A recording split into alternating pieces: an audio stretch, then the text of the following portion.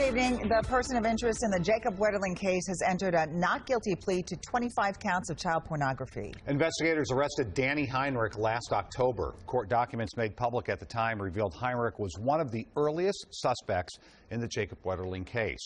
The documents also show police thought Heinrich was a suspect in a string of unsolved attacks in Paynesville in the mid-1980s. Even more significantly, new testing found Heinrich's DNA was a match to the kidnapping and sexual assault of another young boy in 1989. Esme Murphy was in court today. Esme, I know a lot of these things are commingled, but the charges today were not connected to Jacob's case, correct? That's absolutely right, Frank. But the child porn investigators found in Danny Heinrich's home was a direct result of the Wetterling investigation. Investigators had searched Heinrich's home looking for evidence in Jacob's case. At the hearing, Danny Heinrich was asked his name and how to spell it. He answered in a deep, strong voice that could be heard throughout the courtroom. Through his attorneys, he entered not guilty pleas to 25 counts of possessing and receiving child pornography. Well, the government's case is extremely strong. Criminal defense attorney Joe Tamburino said Heinrich's defense will face an uphill battle because Heinrich admitted to investigators last July that he possessed child porn. He told them he was addicted and that he was a dirty old man.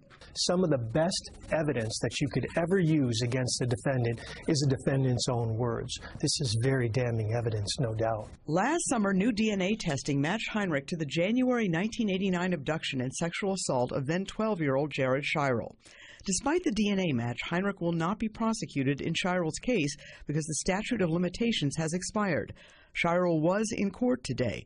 Yesterday on WCCO Sunday Morning, he expressed his frustration and his hope that other victims, including the Wetterlings, can someday get answers. Although I can't prosecute Danny Heinrich's, I feel that there's a lot of other victims that haven't received answers as well. After his October arrest, prosecutors said Heinrich had continued to deny his involvement in Jacob's case. Now, investigators are continuing to search for evidence and leads in Wetterling's case and in those unsolved Paynesville cases. If convicted on the pornography counts, Heinrich is facing decades behind bars. His trial on those pornography counts is set to start this summer. All right. Esme, thank you.